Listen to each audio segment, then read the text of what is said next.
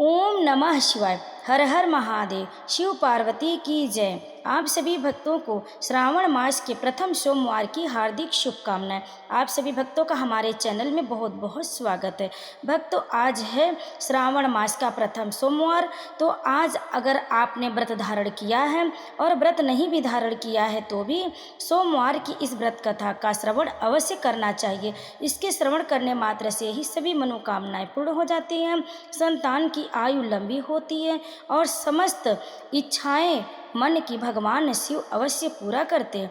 इसीलिए भक्तों, आज श्रावण मास के प्रथम सोमवार पर बहुत ही प्रेम पूर्वक भक्ति के साथ इस कथा का श्रवण करें और आपको इस वीडियो में श्रवण करने को मिलेगा 16 सोमवार की व्रत कथा। तो आप इस कथा का अंत तक श्रवण अवश्य करें। वीडियो पसंद आए तो लाइक करें, शेयर करें और कमेंट में हर हर महादेव लिखकर हमारे चैनल दिव्य कथा कहानी को सब्सक्राइब ज़रूर कर लें। तो आइए भक्तों, आप श्रद्धा और भक्ति के साथ, नियम और निष्ठा के साथ आप इस कथा का अंत तक श्रवण करें, तभी आपको व्रत धारण करने का और कथा सुनने का संपूर्ण फल प्राप्त होगा। तो प्रेम से बोलिए भगवान शिव माता पार्वती की जय। किसी नगर में एक धनी व्यापारी रहता था। दूर दूर तक उसका व्यापार फैला हुआ था। नगर के सभी लोग उस व्यापारी का सम्मान करते थे। इतना सब कुछ संपन्न होने के बाद भी वह व्यापारी बहुत दुखी था, क्योंकि उसका कोई पुत्र नहीं था, जिस कारण अपने मृत्यु के पश्चात व्यापार के उत्तराधिकारी की चिंता उसे हमेशा सताती रहती थी।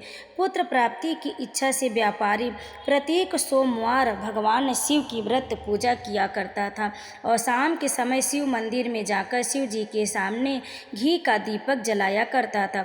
उसकी भक्ति देखकर माँ पार्वती प्रसन्न हो गई और भगवान शिव से उस व्यापारी की मनोकामना पूर्ण करने का निवेदन किया। भगवान शिव बोले, इस संसार में सबको उसके कर्म के अनुसार फल की प्राप्ति होती है। जो प्राणी जैसा कर्म करते हैं उन्हें वैसा ही फल प्राप्त होता है। शिव जी द्वारा समझाने के बावजूद माँ पार्वती नहीं मानी और उस व्यापारी की मनोकामना पूर्ति हेतु वे शिव जी से बार बार अनुरोध करती रहीं।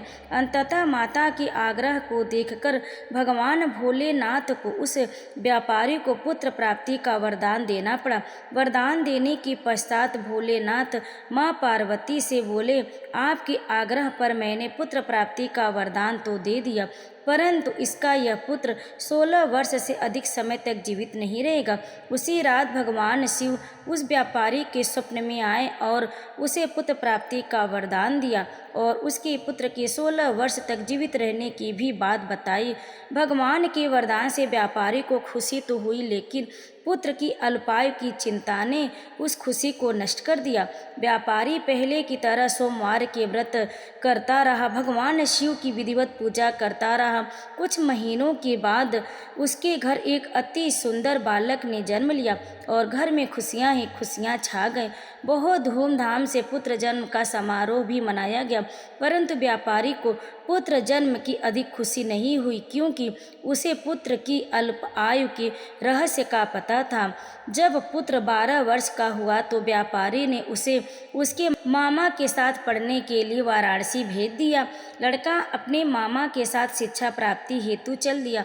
रास्ते में जहाँ भी मामा भांजे विश्राम हेतु रुकते, वहीं यज्ञ करते और ब्राह्मणों को भोजन कराते। लंबी यात्रा के बाद मामा भांजे एक नगर में पहुँचे। उस दिन नगर के राजा की कन्या का विवाह था, जिस कारण पूरे नगर को सजाया गया था। निश्चित समय पर बारात आ गई, लेकिन वर का पिता अपने बेटे के एक आंख से काने होने के कारण बहुत चिंतित था। उसे भय था कि इस बात का पता चलने पर कहीं राजा विवाह से इनकार न कर दे, इससे उसकी बदनामी होगी। जब वर के पिता ने व्यापारी के पुत्र को देखा तो उसके मस्तिष्क में एक विचार आया। उसने सोचा, क्यों न इस लड़के को दूल्हा बनाकर राजकुमारी से विवाह करा दूं। विवाह के बाद इसको धन देकर विदा कर दूंगा और राजकुमारी को अपने नगर ले जाऊंगा। वर के पिता ने लड़के के मामा से इस संबंध में बात की। मामा ने धन मिलने के लालच में वर के पिता की बात स्वीकार कर ली। लड़के को दूल्हे का वस्त्र पहनाकर राजकुमारी से विवाह कर दिया गया।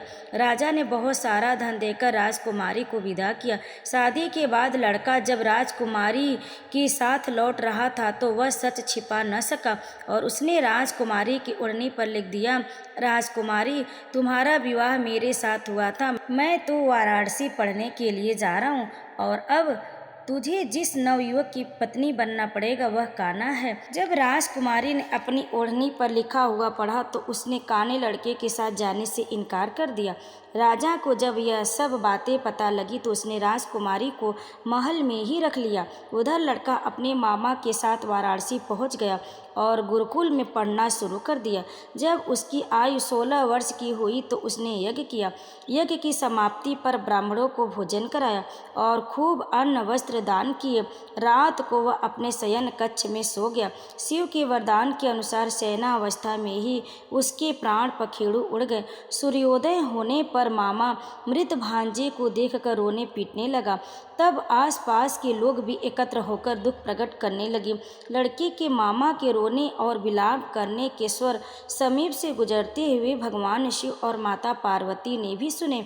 माता पार्वती ने भगवान शिव से कहा, हे प्राणनाथ, मुझे इसके रोने के स्वर सहन नहीं हो रहे, आप इस व्यक्ति के कष्ट को अवश्य दूर करें।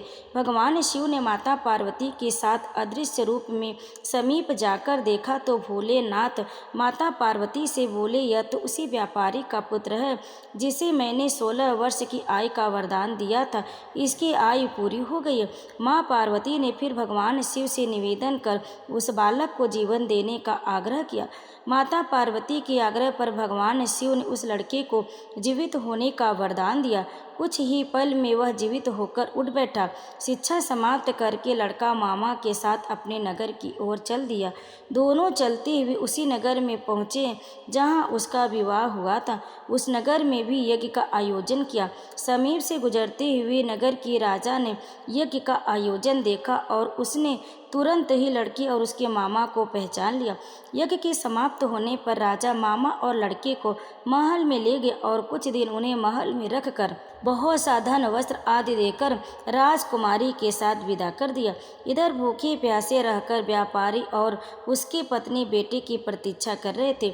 उन्होंने प्रतिज्ञा कर रखी थी कि यदि उन्हें अपने बेटे की मृत्यु का समाचार मिला तो दोनों अपने प्राण त्याग देंगे। परंतु जैसे ही उसने बेटे की जीवित वापस लौटने का समाचार सुना तो वह बहुत प्रसन्न हुआ और अपनी पत्नी और मित्रों के साथ नगर के द्वार पर पहुंचा। अपने बेटे के विवाह का समाचार सुनकर पुत्र वधू राजकुमारी को देखकर उसकी खुशी का ठिकाना न रहा।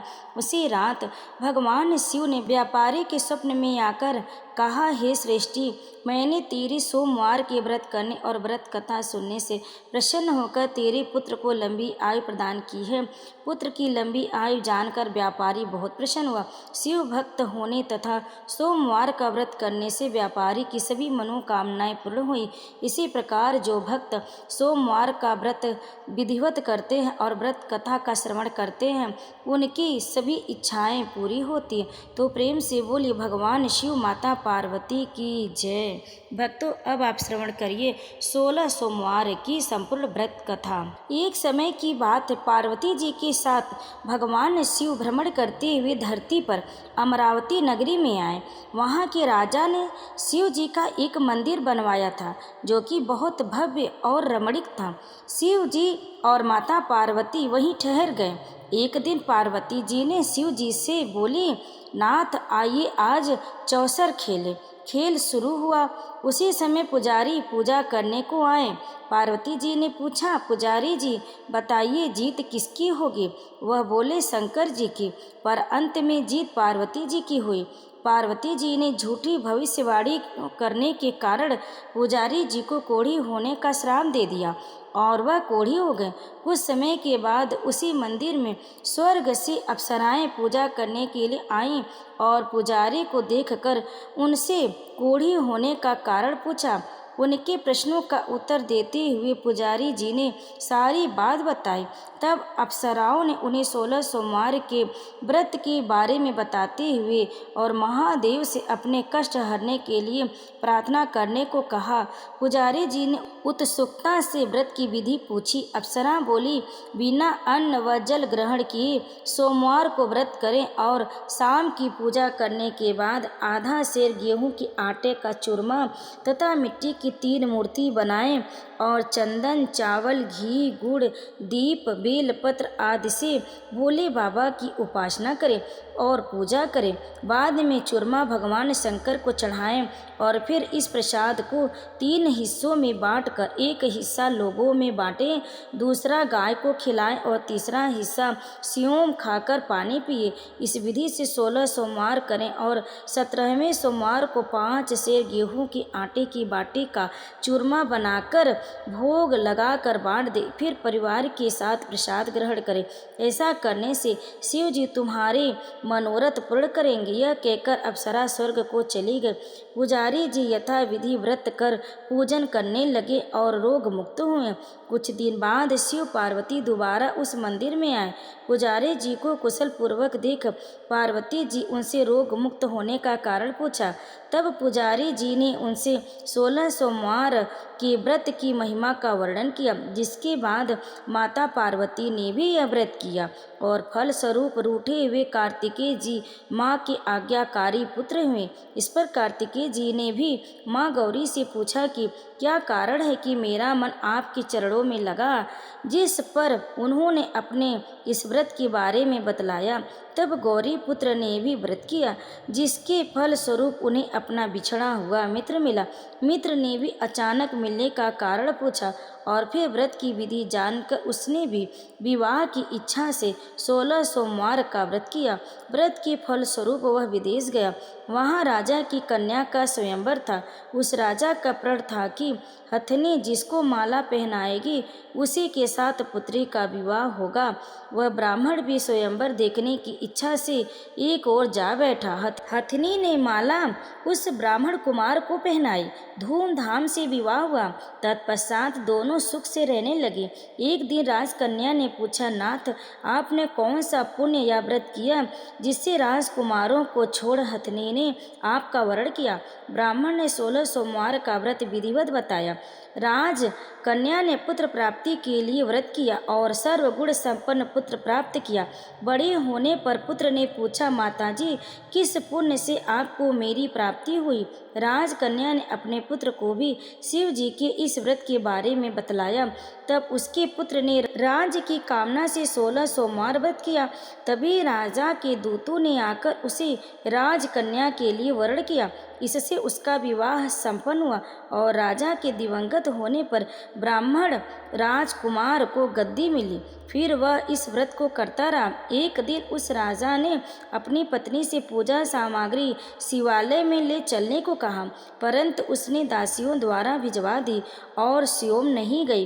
तब राजा ने पूजन समाप्त किया तो आकाशवाणी हुई कि वह आपकी पत्नी को निकाल दे, नहीं तो वह तेरा सर्वनाश कर देगी। प्रभु की आज्ञा मान उसने रानी को निकाल दिया।